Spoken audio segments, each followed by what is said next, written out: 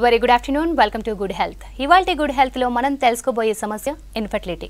Infertility ఎందుకు వస్తుంది, రావడానికి గల కారణాలు, అలాగే IVF advanced treatment success rate ఎలా ఉందో ఇప్పుడు తెలుసుకుందాం. దీని గురించి మనకు వివరించడానికి మనతో పాటు ఉన్నారు felicity IVF and fertility centre నుంచి డాక్టర్ అఖిలారెడ్డి గారు, రీప్రొడక్టివ్ మెడిసిన్ స్పెషలిస్ట్. మరి ఈ హాస్పిటల్ స్పెషలైజేషన్స్ గురించి కూడా వారి మాటల్లోనే తెలుసుకుందాం. Good afternoon doctor. Good afternoon. So first of all infertility అనేది చాలా మంది లేట్గా గ్రహిస్తారు అండ్ ఐవీఎఫ్ ప్రాసెస్ కూడా చాలా లేట్గా డిలే అయిపోతూ ఉంటుంది. సో ఎప్పుడు ఐవీఎఫ్ ప్రాసెస్ స్టార్ట్ చేయాలి కపుల్? ఫస్ట్ థింగ్, ఇన్ఫర్టిలిటీ అంటే ఇప్పుడు మామూలుగా ఒక కపుల్ మ్యారేజ్ అయ్యి ఒక 1 year పాటు ఎలాంటి గర్భ నివారణ మందులు వాడకుండా న్యాచురల్గా వాళ్ళు ఇంట్లో ట్రై చేస్తున్నారు, ప్రెగ్నెన్సీ రావట్లేదు అంటే దెన్ అప్పుడు డాక్టర్ని కలవాల్సిన అవసరం ఉంటుంది. ఇదే రకంగా అందరూ 1 year వరకు వెయిట్ చేయాల్సిన అవసరం లేదు. ఇక్కడ ఫీమేల్ ఏజ్ ఇంపార్టెంట్. అదే ఒక ఆడవాళ్ళ వయసు మోర్ దాన్ 35 years ఉన్న వాళ్ళు జస్ట్ 6 months ఇంట్లో ట్రై చేసి న్యాచురల్గా ట్రై చేసి అవ్వట్లేదు అనుకుంటే ఫర్టిలిటీ క్లినిక్ని ఆశ్రయించాల్సిన అవసరం ఉంటుంది. ఇదే రకంగా 40 సంవత్సరాల పైన ఉన్న వాళ్ళు వెంటనే అంటే ఒక లైక్ మ్యారేజ్ అయిన వెంటనే న్యాచురల్గా ఇంకా ట్రై చేయడానికి కూడా అంత ఉండదు. Because reserve important. ఓవరీలో ఎగ్ కౌంట్ అనేది తగ్గిపోతూ ఉంటుంది 35 సంవత్సరాలు దాటిన వాళ్ళకి. సో వాళ్ళు వెంటనే కలవాల్సిన అవసరం ఉంటుంది. ఇదే విధంగా కలిసినప్పుడు ఏదైనా పెయిన్ కానివ్వండి ఆర్ వేరే రకమైన ఇబ్బందులు ఉన్నాయి, మెన్కి ఇరెక్షన్ ప్రాబ్లమ్స్ ఉన్నాయి, వీళ్ళు వెంటనే ఫర్టిలిటీ క్లినిక్ని ఆశ్రయించాల్సిన అవసరం ఉంటుంది. అండ్ సేమ్ వే పీరియడ్స్ ఇర్రెగ్యులర్గా అవుతున్నాయి, వాళ్ళు కూడా they have to consult doctor immediately. ఇప్పుడు ఫర్టిలిటీ క్లినిక్కి వచ్చిన తర్వాత ఐవీఎఫ్కి ఎప్పుడు వెళ్ళాలంటే ఒక like age important. More than 30 years ఉన్నారు, వాళ్ళు వేరే ట్రీట్మెంట్స్ ట్రై చేశారు, న్యాచురల్గా ఒక 4-5 cycles ట్రై చేశారు, ఫెయిల్ అయ్యారు. అంటే న్యాచురల్గా అంటే ఓవ్యులేషన్ ఇండక్షన్ అంటాం, అంటే పీరియడ్ సెకండ్ డే టాబ్లెట్స్ తీసుకుని కలవడానికి డాక్టర్స్ ఇంట్లో డేట్స్ చెప్తారు. అలా ఒక 4-5 cycles ట్రై చేశారు, ఫెయిల్ అయింది అంటే నెక్స్ట్ థింగ్ ఐయుఐకి వెళ్తారు. ఐయుఐ అంటే వీర్యకణాలు గర్భసంచిలో పెట్టడం. సో ఆ ట్రీట్మెంట్ కూడా ఒక 3-4 cycles ఫెయిల్ అయ్యారు అనుకున్న వాళ్ళని ఐవీఎఫ్కి నెక్స్ట్ ఐవీఎఫ్ ట్రీట్మెంట్ అనేది చెప్తాం. అదే రకంగా ట్యూబ్స్ బ్లాక్ ఉన్నాయి, ఇప్పుడు ఆడవాళ్ళలో ట్యూబ్స్ ఎక్కడైతే స్పర్మ్ అండ్ ఎగ్ మీట్ అవుతుందో అలా ట్యూబ్స్ బ్లాక్ ఉన్న వాళ్ళు కూడా వెంటనే ఐవీఎఫ్కి పుష్ చేస్తాం. అదే రకంగా స్పర్మ్ కౌంట్, ఎవరికైతే స్పర్మ్ వీర్యకణాల కౌంట్ 5 million కంటే తక్కువ ఉన్న వాళ్ళు కూడా ఐవీఎఫ్ అనేది చెప్తాం అన్నమాట. అండ్ ఇవే కాకుండా న్యాచురల్గా ప్రెగ్నెన్సీ వస్తుంది, కాకపోతే అబార్షన్స్ అవుతూ ఉన్నాయి వాళ్ళకి. ఫస్ట్ 3 నెలల లోపలనే అబార్షన్స్ అవుతున్నాయి అనుకున్న వాళ్ళు కూడా అంటే వేరే పరీక్షలు అన్నీ చేశారు, లైక్ బ్లడ్ టెస్ట్ అన్నీ చేశారు, అన్నీ నార్మల్గానే వచ్చాయి, అయినా ప్రెగ్నెన్సీ లైక్ నిలబడట్లేదు అనుకున్న వాళ్ళు కూడా ఫర్టిలిటీ క్లినిక్ని ఆశ్రయించాల్సిన అవసరం ఉంటుంది. అదే రకంగా ఫ్యామిలీలో ఎవరికైనా అబ్నార్మల్ చైల్డ్ అంటే ఇప్పుడు రకరకాల జెనెటిక్ డిజార్డర్స్ ఉంటాయి, అలాంటి ఫ్యామిలీ హిస్టరీ ఉన్న వాళ్ళకు కూడా డైరెక్ట్గా ఐవీఎఫ్ అనేది చెప్తాం. రైట్, వైజాగ్ నుంచి కాలర్ రెడీగా ఉన్నారండి. నమస్తే నాగమణి గారు, ప్రాబ్లం ఏంటో డాక్టర్కి చెప్పండి. నమస్తే అండి. నమస్తే అండి. మేడం మాకు పెళ్ళి 4 years అయింది మేడం. ఓకే. మాకు ప్రెగ్నెన్సీ అవ్వలేదు, ఒకసారి కన్సీవ్ అయ్యి తర్వాత పోయింది. హాస్పిటల్కి వెళ్తే మెడిసిన్ ఇస్తున్నారు, వెళ్ళిన సార్లు కానీ ఏమీ ప్రయోజనం ఉండటం లేదు. ప్రాబ్లమ్స్ ఏమీ లేవన్నారు మేడం, ఇద్దరు. మీ ఏజ్ ఎంత అండి? నా ఏజ్ 25 మేడం. 25. ఓకే. మీ హస్బెండ్ వీర్యకణాలు టెస్ట్ చేశారా అండి? ఏంటి మేడం? మా హస్బెండ్కి అన్ని టెస్ట్లు చేశారు మేడం, సెమినార్ టెస్ట్లు అన్ని చేశారు. అతనికి ప్రాబ్లం లేదన్నారు, 3 months మెడిసిన్ ఇచ్చారు, అతనికి కూడా వాడారు, కానీ ఏం ఇది అవ్వలేదు అనేసి ఇంకా మేము హాస్పిటల్ కూడా వెళ్తుంటే నెల మెడిసిన్ ఇస్తున్నారు కానీ ఇంకేం సొల్యూషన్ చెప్పడం లేదనేసి మీకు ఫోన్ చేసింది. ఓకే. సో నాగమణి గారు, మీకు 29 years అంటున్నారు, మీ హస్బెండ్ వీర్యకణాలు టెస్ట్ చేశారు, అది నార్మల్గానే ఉంది, మీకు అన్ని పరీక్షలు అయ్యాయి అంటున్నారు. సాధారణంగా ఫస్ట్ మేము ఏం చూస్తామంటే పీరియడ్ 2వ రోజు ఎగ్ కౌంట్ ఎంత ఉందో, అంటే ఒక్కొక్క ఓవరీలో ఎగ్ కౌంట్ అనేది 10 నుంచి 12 వరకు ఎగ్స్ కనిపించాలి స్కాన్ చేసినప్పుడు. ఆ ఎగ్ కౌంట్ ఎంత ఉందో అది చాలా ఇంపార్టెంట్. దానికి తోడుగా ఏఎంహెచ్ టెస్ట్ అనేది ఒక బ్లడ్ టెస్ట్ ఉంటుంది. సో ఆ రిపోర్ట్ని చూసుకుంటే మీకు ఏ ట్రీట్మెంట్ అనేది డిపెండ్ అయ్యేది కేవలం మీ ఎగ్ కౌంట్ మీద అండ్ మీ హస్బెండ్ వీర్య కణాల కౌంట్ మీద ఈ 2 చేయించి అంత బాగుంది అన్నారు అంటే న్యాచురల్గా మీరు అదే ట్రీట్మెంట్ తీసుకున్నారు ఒక 4 cycles అనుకుంటే నెక్స్ట్ మీరు IUI ట్రీట్మెంట్ ట్రై చేయాలండి. IUI ట్రీట్మెంట్ కూడా ఒక 3 cycles. IUIకి సక్సెస్ రేట్ ఓన్లీ 15%. సో అది ఒక 3 cycles ట్రై చేయండి. అది కూడా అవ్వట్లేదు అంటే ఇంకా అడ్వాన్స్ ట్రీట్మెంట్కి వెళ్ళాల్సిన అవసరం ఉంటుంది. Right doctor. అలాగే IVF ప్రాసెస్ అసలు ఎలా ఉంటుంది అంటే ఇప్పుడు సక్సెస్ రేట్ ఎక్కువగా ఉందని చెప్తున్నారు కదా, సో IVF ప్రాసెస్ స్టార్టింగ్ నుంచి IVFకి అసెట్ సక్సెస్ రేట్ అనేది క్యూములేటివ్. అంటే IVF సక్సెస్ రేట్ ఎప్పుడు ఒక సైకిల్కి ఉండదు. ఒక సెంటర్లో అంటే ఒక 100 cycles అవుతున్నాయి, అందులో 50 మంది ప్రెగ్నెన్సీ వచ్చే అవకాశం ఉంటుంది. అంటే క్యూములేటివ్ ప్రెగ్నెన్సీ రేట్ చెప్తాం, ఒక్కొక్కరికి ఒక్కొక్క డిఫరెంట్గా ఉంటుంది. సక్సెస్ రేట్ అనేది అందరికీ ఈక్వల్గా ఉండదు. అండ్ IVFలో సక్సెస్ రేట్ మెయిన్గా డిపెండ్ అయ్యేది ఉమెన్ ఏజ్ మీద, వాళ్ళకున్న ఎగ్ కౌంట్ మీద, అండ్ హస్బెండ్ వీర్య కణాలు కౌంట్ కంటే ఎక్కువ నార్మల్గా ఉందా అంటే DNA డ్యామేజ్ లేకుండా నార్మల్గా ఉందా అనే దాని మీద కూడా ఉంటుంది. ఇదే రకంగా ఎంబ్రియో క్వాలిటీ ఎలా ఉంది, ఇవన్నీ IVF సక్సెస్ రేట్ని డిటర్మైన్ చేస్తాయి. మామూలుగా ఒక యంగ్ ఏజ్ మహిళ అండ్ వీర్య కణాలు నార్మల్గా ఉన్నాయి, వాళ్ళ IVF ట్రై చేస్తే ఏంటి అంటే 50 to 60% సక్సెస్ రేట్ చెప్తాం. ఆ మిగిలిన 40% ఏంటంటే మళ్ళీ సెకండ్ సైకిల్లో వాళ్ళు ట్రై చేస్తే అందులో 20% will conceive. So IVF success rate అనేది ఒక్కొక్కరికి ఒక్కొక్కలా ఉంటుంది. జనరలైజ్డ్గా చెప్పడం అంటే అది క్యూములేటివ్ సక్సెస్ రేట్ చెప్తారు. సో ఇప్పుడు మీరు అన్నట్టుగా ఇది ఏజ్ ఫ్యాక్టర్ మీద కూడా డిపెండ్ అయి ఉంటుందంటారా? IVF సక్సెస్ రేట్ అనేది ఖచ్చితంగా age, women age, men age కాకుండా ఉమెన్ ఏజ్. ఎందుకంటే ఇప్పుడు ఆడవాళ్ళు ప్యూబర్టీ అంటే పెద్ద మనిషి అయినప్పటి నుంచి మెనోపాజ్కి వెళ్ళే వరకు ovary life span is very short, ఒక 30 to 35 years మాత్రమే ఉంటుంది. సో అందులో అది రిలీజ్ చేసే egg quality is very important. 30 సంవత్సరాలు దాటిందంటే మన ఇండియన్స్లో ఎగ్ క్వాలిటీ అనేది తగ్గిపోతూ ఉంటుంది అనమాట. సో అందుకే 30 years పైన ఉన్న వాళ్ళకి సక్సెస్ రేట్ కూడా కొంచెంగా తగ్గుతుంది. అదే 35 yearsకి వచ్చేపాటికి ఏంటి అంటే న్యాచురల్గా అందరిలో జరిగేదే సడన్గా డ్రాప్ అయిపోతుంది ఎగ్ కౌంట్, అలా మెనోపాజ్కి వెళ్ళిపోతారు. సో 35 years పైన ఉన్న వాళ్ళు IVFకి ట్రై చేస్తే వాళ్ళ సక్సెస్ రేట్ ఒకలాగా ఉంటుంది. 30 years లోపు వాళ్ళు IVFకి ట్రై చేస్తుంటే వాళ్ళ సక్సెస్ రేట్ డిఫరెంట్గా ఉంటుంది. ఖచ్చితంగా 30 years లోపు ట్రై చేసిన వాళ్ళకి బెటర్ సక్సెస్ రేట్ ఉంటుంది. రైట్. హైదరాబాద్ నుంచి కాల్ రెడీగా ఉన్నారండి. నమస్తే భాను గారు, ప్రాబ్లం ఏంటో డాక్టర్కి చెప్పండి. రైట్, కాల్ కట్ అయిపోయింది. సో అలాగే ఎంబ్రియో పూలింగ్ అంటున్నారు, ఏంటి అసలు ఎంబ్రియో పూలింగ్ అంటే ఏంటి? ఎంబ్రియో పూలింగ్ అంటే ఏంటి అంటే ఇప్పుడు ఒక 35 years ఉన్నారు, వాళ్ళకి ఎగ్ కౌంట్ అనేది చాలా తక్కువగా ఉంది. సో అలాంటి వాళ్ళకి ఏంటి అంటే కనీసం ఒక 6 eggs అలా పూల్ చేసి ఒకేసారి అంటే తర్వాత ట్రాన్స్ఫర్కి ప్లాన్ చేస్తాం. అంటే ఇప్పుడు పీరియడ్ సెకండ్ డే వాళ్ళు వస్తారు, వాళ్ళకి ఒక 10 days పాటు ఇంజెక్షన్స్ పెడతాం. పెట్టిన తర్వాత మధ్య మధ్యలో ఎగ్ ఎలా గ్రోత్ అవుతుంది అనేది అసెస్ చేసుకుంటూ ఉంటాం. వన్స్ అది ఒక మంచి సైజ్కి వచ్చింది అనుకున్నప్పుడు అది ఫర్దర్గా మెచ్యూర్ అవ్వడానికి ఒక ట్రిగర్ ఇంజెక్షన్ అనేది ఇస్తాం. ఇచ్చిన తర్వాత ఆ ఎగ్స్ని బయటికి తీస్తాం. తీసిన తర్వాత ఒక్కొక్క ఎగ్లోకి ఒక్కొక్క స్పర్మ్ని ఇంజెక్ట్ చేసి పిండం అనేది ల్యాబ్లో ప్రిపేర్ చేస్తారు. అది ఒక 3 days ల్యాబ్లోనే పెరుగుతుంది. పెరిగిన తర్వాత ఈ ఎంబ్రియో పూలింగ్ అనేది 3 days తర్వాత ఎంబ్రియో ఫామ్ అయిన తర్వాత దాన్ని ఫ్రీజ్ చేస్తాం. ఎందుకు అంటే ఎంబ్రియో పూలింగ్ అందరికీ చెప్పం. ఎవరికైతే అకౌంట్ చాలా తక్కువగా ఉంది, నెల వాళ్ళకి జస్ట్ 2 eggs పెరుగుతున్నాయి, అలాంటి వాళ్ళు ఎంబ్రియో పూలింగ్కి వెళ్ళొచ్చు. అంటే ఏజ్ కూడా ఒక 40 years పైన ఉంది అనుకున్న వాళ్ళు ఎంబ్రియో పూలింగ్కి వెళ్ళి ఒక్కసారి ఒక 6 embryos పూల్ అయితే ఏంటి అంటే బెటర్ సక్సెస్ రేట్. ఇంతకుముందు చెప్పినట్టు IVFలో success rate is always dependent on how many embryos, ఎన్ని ఎంబ్రియోస్ వచ్చిన దాన్ని బట్టి ఉంటుంది. సో ఒక 6 embryos పూల్ చేసుకుని అప్పుడు వి ట్రై టు ట్రాన్స్ఫర్, ఒక్కొక్క మంత్లో 2 embryos ట్రాన్స్ఫర్ చేయడానికి ప్లాన్ చేస్తాం. అలా వాళ్ళకి మల్టిపుల్ ఛాన్సెస్ వచ్చినట్టు ఉంటుంది అండ్ బెటర్ అవుట్కమ్ కూడా ఉంటుంది. సో చాలామంది అదర్ కాంప్లికేషన్స్ అంటే థైరాయిడ్ కానివ్వండి, డయాబెటిక్ కానివ్వండి, సమ్ పీపుల్ ఈ మధ్య క్యాన్సర్ కూడా ఎక్కువగా వస్తూ ఉంటుంది. ఇలాంటి వాళ్ళు ఒకవేళ బేబీని తీసుకోవాలి అనుకుంటే సో వాళ్ళకి ఎంతవరకు ఉంటుంది సక్సెస్ రేట్? థైరాయిడ్ అనేది ఇప్పుడు ప్రెగ్నెన్సీ ప్లాన్ చేస్తున్నారు అంటే ఫస్ట్ డాక్టర్ని కలిసినప్పుడు రొటీన్ టెస్ట్ చేపిస్తారు. వాళ్ళ బ్లడ్ టెస్ట్ అంటే బ్లడ్ గ్రూప్ ఏంటి, వాళ్ళ హిమోగ్లోబిన్ ఎంత ఉంది, షుగర్స్ ఉన్నాయా, థైరాయిడ్ ఎలా ఉంది, ప్రొలాక్టిన్ అనే ఇంకొక హార్మోన్ చూస్తాం అది ఎలా ఉంది, ఇవన్నీ బేసిక్ టెస్ట్. ఇవన్నీ చేసిన తర్వాత అన్నీ బాగున్నాయి అనుకుంటేనే ట్రీట్మెంట్ అనేది స్టార్ట్ అవుతుంది. థైరాయిడ్ ఎలాంటి ప్రభావం చూపిస్తుంది అంటే పుట్టే పిల్లల్లో లైక్ బ్రెయిన్ డెవలప్మెంట్ సరిగ్గా ఉండదు థైరాయిడ్ ఎక్కువగా ఉంటే.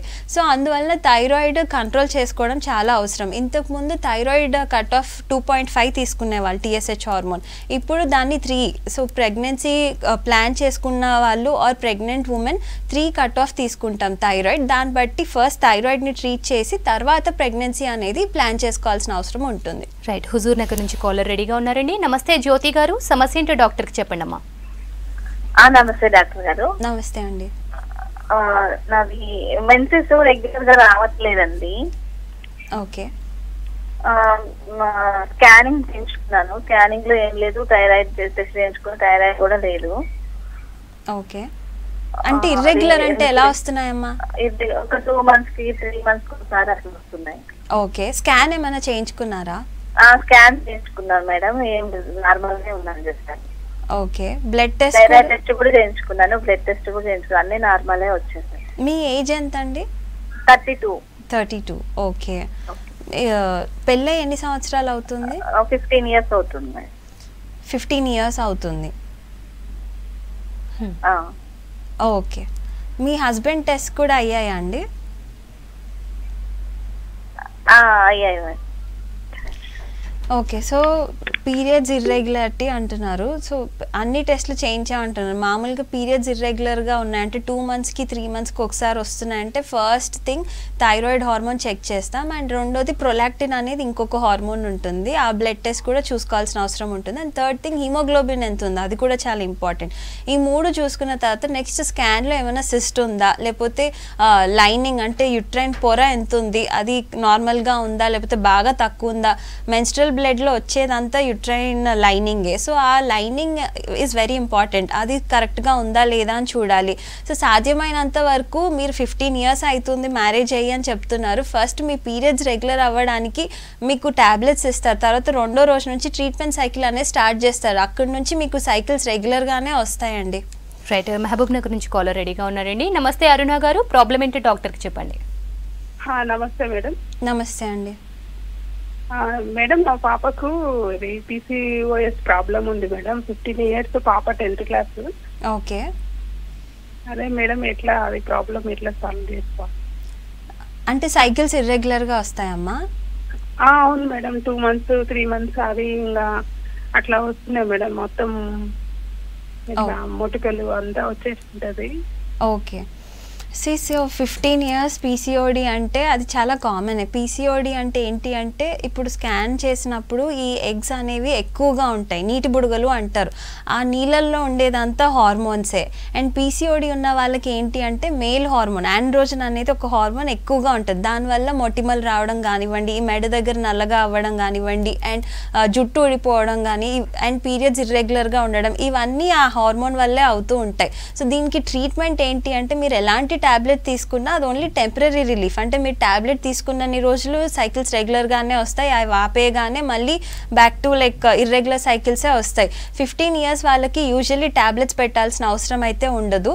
More of life style changes, అంటే ఒంట్లో ఉన్న ఫ్యాట్ ఏదైతే ఉందో రెగ్యులర్గా exercises or at least weekly 3 days 45 minutes aerobics ఏదన్నా ఒక వర్కౌట్ చేయించండి అమ్మ, అది సరిపోతుంది. అంటే వచ్చే స్వెట్ ద్వారా ఆ సైకిల్స్ అనేవి రెగ్యులరైజ్ అయ్యే అవకాశాలు ఎక్కువగా ఉంటాయి. ఇది 15 yearsకే కాదు, ఇర్రెస్పెక్టివ్ ఆఫ్ ద ఏజ్ ఎవరికి PCOD ఉన్నా కూడా ఫస్ట్ అండ్ ఫార్మోస్ట్ థింగ్ మేము చెప్పేది ఏంటి అంటే వర్కౌట్, ఏదన్నా ఒక ఎక్సర్సైజ్ చేయమని చెప్తాం. బికాస్ దానివల్ల ఏంటి అంటే ఈ ఫ్యాట్లోనే ఒక హార్మోన్ కన్వర్జేషన్ అనేది అవుతుంది. అంటే టెస్టోస్టిరాన్ అనే ఒక హార్మోన్ ఆండ్రోజన్కి కన్వర్ట్ అవుతుంది, దానివల్ల ఈ ఇబ్బందులన్నీ ఉంటాయి. సో మీరు అది తగ్గించుకోవాలి అంటే మన బాడీలో ఉన్న ఫ్యాట్ కంటెంట్ తగ్గిపోతే ఆటోమేటిక్గా అన్ని రెగ్యులరైజ్ అవుతాయి.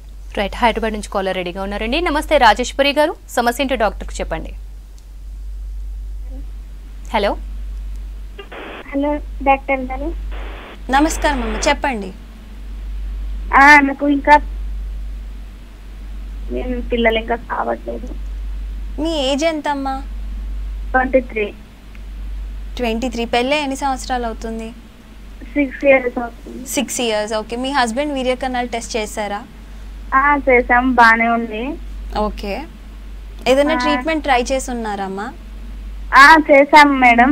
3 నెలల ఎగ్స్ అన్ని రిలీజ్ అవుతున్నాయి కానీ ప్రెగ్నెన్సీ రావట్లేదు. ఓకే. ట్యూబ్ టెస్ట్ చేసుకున్నారా? హెచ్ఎస్జి కూడా ట్యూబ్ టెస్ట్ వేరే ఉంది మేడం, చేయించాం. చేయించలేదు? చేయించారు. ఓకే ఓకే, అది కూడా నార్మల్గానే ఉంది. అది కూడా ట్రై చేసాము. రైట్, కాల్ కట్ అయిపోయినట్టుంది. సో 23 years, మ్యారేజ్ అయ్యి 6 years అవుతుంది అంటున్నారు. న్యాచురల్గా కొన్ని సైకిల్స్ ట్రై చేశారు అని చెప్తున్నారు. అండ్ హస్బెండ్ వీర్య కణాలు కూడా నార్మల్గానే ఉన్నాయని చెప్తున్నారు. సో ఫస్ట్ మీరు ఒక ఫర్టిలిటీ డాక్టర్ని వెళ్ళి కలిసి ఆ తర్వాత వాళ్ళొక routine blood test, AMH test కానివ్వండి, ఫ్యూ హార్మోన్ టెస్ట్ చేస్తారు. అవి చూసిన తర్వాత ఏం ట్రీట్మెంట్ అంటే, ఇప్పుడు మీరు ఆల్రెడీ న్యాచురల్ ట్రై ఒక 4 cycles చేశారు కాబట్టి మేబీ ఐయుఐ పద్ధతి ద్వారా కన్సీవ్ అయ్యే అవకాశాలు ఎక్కువగా ఉంటాయి. ఎందుకంటే మీ ఏజ్ కూడా చిన్నదే కాబట్టి ఐయుఐ ట్రీట్మెంట్ ట్రై చేయొచ్చమ్మా. రైట్, తిరుపతి నుంచి కాలర్ రెడీగా ఉన్నారండి. నమస్తే రాజేంద్ర ప్రసాద్ గారు, ప్రాబ్లం ఏంటో డాక్టర్ చెప్పండి. నమస్తే మేడం. నమస్తే అండి. మేడం, నేను మా భార్యకి సంబంధించి తెలుసుకోవాలని కాల్ చేస్తాను మేడం. ఓకే. మా భార్యకి 22 years మేడం. ఓకే. ఆమెకి రీసెంట్ గా మేము వేరే హాస్పిటల్ చూపించుకుంటుంటే అక్కడ సరిగా చూడకపోతే తిరుపతిలో వేరే హాస్పిటల్కి వస్తే మేడం లాప్రోస్కోప్ సర్జరీ చేశారు. ఓకే. ఆ సర్జరీ చేసినప్పుడు లోపలికి ఇన్సులిన్ పంపించిన తర్వాత ఆపరేషన్ మధ్యలో ఆపేశారు మేడం. మేడం ఆపేసి చెప్పింది గర్భసంచుల్లో అబ్డామిన్ టీబీ ఉందని చెప్పింది. Okay okay okay. మేము పిల్లలు చూపించుకోవాలని చెప్పేసి యాక్చువల్ వెళ్ళాం మేడం. ఇది పీసీఓఎస్ ప్రాబ్లం ఉంటే అది క్లీన్ చేయాల్సిన ఉద్దేశం ముందు, ఆ ఉద్దేశంతో వెళ్ళాము. Okay okay. కానీ ఆఖరికి ఆ మేడము టీబీ ఉందని చెప్పేసి 6 months టాబ్లెట్ వాడాలని చెప్పారు. ఓకే. ఆ ట్రీట్మెంట్ స్టార్ట్ చేశారా అండి? చేస్తాం మేడం, ట్రీట్మెంట్ స్టార్ట్ చేస్తున్నాం. ప్రజెంట్ 3rd month జరుగుతుంది madam treatment. Okay okay okay. So young age TB అంటే టీబీ ట్యూబర్క్యులోసిస్ సాధారణంగా లంగ్స్లోనే కాదు గర్భసంచి దగ్గర కూడా వస్తూ ఉంటుంది. ఇది ఉన్నప్పుడు ఏంటి అంటే లాప్రోస్కోపీ చేసినప్పుడు, ఆ ప్రొసీజర్ చేసినప్పుడు మొత్తం ఎడేషన్స్ అంటే అతుకులు ఉంటాయి అన్నమాట. సో లోపలికి ఇంకా వెళ్ళడానికి ఉండదు. సో అందుకే ఆ ప్రొసీజర్ మధ్యలోనే ఆపేయాల్సిన అవసరం వచ్చింది. దీనికి ఏంటి అంటే ప్రాపర్గా 6 months మీరు ఆ ఏటీటీ ఏదైతే ట్యూబర్క్యులోసిస్ ట్రీట్మెంట్ ఉంటుందో ఆ కోర్స్ కంప్లీట్ చేసిన తర్వాతనే ఏ ట్రీట్మెంట్ కైనా వెళ్ళాల్సిన అవసరం ఉంటుంది. ఇప్పుడు ట్యూబర్క్యులోసిస్ ఉండడం వల్ల ఏంటి అంటే ట్యూబ్ ఫంక్షన్ ఎంతవరకు బాగుంటుందో తెలియదు, అంటే మోస్ట్లీ ట్యూబ్ బ్లాక్గానే ఉంటుంది. అండ్ రెండోది ఏంటి అంటే యుట్రైన్ పొర కూడా వీళ్ళల్లో టీబీ ఉన్న వాళ్ళల్లో యుట్రైన్ పొర కూడా చాలా సన్నగా ఉంటుంది. సో ఫస్ట్ ఆ ట్రీట్మెంట్ కోర్స్ మీరు కంప్లీట్ చేసిన తర్వాతే ఫర్దర్ ట్రీట్మెంట్ ఏదన్నా ట్రై చేయాలి. రైట్, జగిత్యాల నుంచి కాలర్ రెడీగా ఉన్నారండి. నమస్తే రాణి గారు, ప్రాబ్లం ఏంటో డాక్టర్కి చెప్పండి. హలో మేడం, డాక్టర్ గారు నమస్కారం. చెప్పండి అమ్మా. నమస్తే. మా పాపకి 14 years, ఇప్పుడు 9th class. పీరియడ్స్ 15 days ఒకసారి వస్తున్నాయి, మళ్ళీ 10 days దాకా ఇట్లా. ఓకే. ఇర్రెగ్యులర్స్ బ్లీడింగ్ అయితేనే ఉంటది, మళ్ళీ ఇట్లా. ఏం ప్రాబ్లం మరి? సాధారణంగా 14 years ఇప్పుడు వీళ్ళు ఎప్పుడైతే పెద్ద మనిషి అవుతారో ఆ ఫస్ట్ 2 years ఇలా ఇర్రెగ్యులర్ సైకిల్స్ అనేవి ఉంటూనే ఉంటాయి. దీనికి ప్రత్యేకించి మెడిసిన్స్ ఏమీ పెట్టాల్సిన అవసరమే ఉండదు. అంటే బ్లీడింగ్ మరీ ఎక్కువగా అవుతుంది అంటే హిమోగ్లోబిన్ తగ్గిపోతుంది కాబట్టి దానికి ట్రీట్మెంట్ చేయాల్సిన అవసరం ఉంటుంది. కాకపోతే 15 రోజులకు ఒకసారి 10 days అవుతుందని చెప్తున్నారు మీరు. దీనికి ఏంటంటే ఫస్ట్ తన హిమోగ్లోబిన్ చెక్ చేయించి అసలు ఎంత ఉంది దానికి తగ్గట్టు ట్రీట్మెంట్ చేయాలి. అండ్ రెండోది ఏంటి అంటే సాధారణంగా పీసీఓడియే ఉంటుందమ్మా. దీనికి ఇంతకుముందు చెప్పినట్టు మీరు వాళ్ళకి పెట్టే డైట్లో రైస్ కంటెంట్ తగ్గించి ఏదో ఒక వర్కౌట్, గంట సేపు స్కిప్పింగ్ కానివ్వండి, వాకింగ్, ఏదో చెమటలు వచ్చేలాగా ఏదో ఒక వర్కౌట్ చేయించండి. కొంతవరకు ప్రాబ్లమ్ సాల్వ్ అవుతూ ఉంటుంది. So doctor, what are the causes of thin endometrium? Thin endometrium అంటే నార్మల్గా యుట్రైన్ పొర ఏదైతే ఉంటుందో అది సాధారణంగా అంటే ఎంబ్రియో ట్రాన్స్ఫర్ చేయడానికి చూస్తూ ఉంటాం. సో ఈ యుట్రైన్ లైనింగ్ అనేది ఒక ఎంబ్రియో వచ్చి అక్కడ కూర్చోవాలి అంటే మంచి lining should be between 8 to 14 mm ఈ రేంజ్ తీసుకుంటాం అనమాట. <7 ఛాన్సెస్ ఆఫ్ ప్రెగ్నెన్సీ తక్కువగా ఉంటాయి. అంటే ఏదైతే ఎంబ్రియో వచ్చి ఎంత మంచి ఎంబ్రియో అయినా సరే అది ఇంప్లాంట్ అంటే యుట్రస్ దాన్ని యాక్సెప్ట్ చేసే ఇది తక్కువగా ఉంటుంది. ఎందుకంటే లైనింగ్ థిన్గా ఉన్నప్పుడు బ్లడ్ సప్లై కూడా తక్కువగా ఉంటుంది. అండ్ ఎంబ్రియో పెట్టినప్పుడు ఏంటి అంటే దానికి సరైన ఆక్సిజన్ కావాలి, సరైన బ్లడ్ సప్లై కావాలి. So lining thin less than 7 mm ఉంటే ఫెయిల్ అయ్యే అవకాశాలు ఎక్కువగా ఉంటాయి.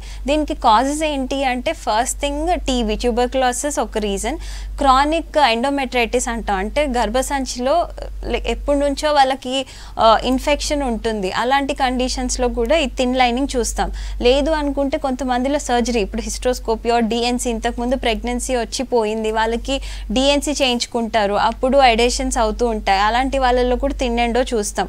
ఆర్ ఒక డెలివరీ అయింది సెకండ్కి వాళ్ళకి అంటే ప్రెగ్నెన్సీ ట్రై చేస్తున్నారు, అవ్వట్లేదు, ఐవీఎఫ్కి వెళ్తారు, లైనింగ్ ఎప్పుడు ట్రాన్స్ఫర్ చేద్దామంటే లైనింగ్ ఎప్పుడు థిన్గానే ఉంటుంది. ఎందుకంటే ఎషర్మాన్ సిండ్రోమ్ అంటాం, అంటే ఆ డెలివరీలో ఏదన్నా ఇబ్బంది అయినప్పుడు అతుకు లోపల అన్ని ఎడేషన్స్ ఉండిపోతూ ఉంటాయి. సో ఆ కండిషన్లో కూడా లైనింగ్ అనేది థిన్గా ఉంటుంది. దీనికి ట్రీట్మెంట్ ఏంటి అంటే దే మెనీ ట్రీట్మెంట్. థిన్ ఎండోమెట్రియంకి first like different sets of tablets, ఒక్క సైకిల్లో దాని ఎందుకు ఉంది అనేది తేల్చడం కష్టం.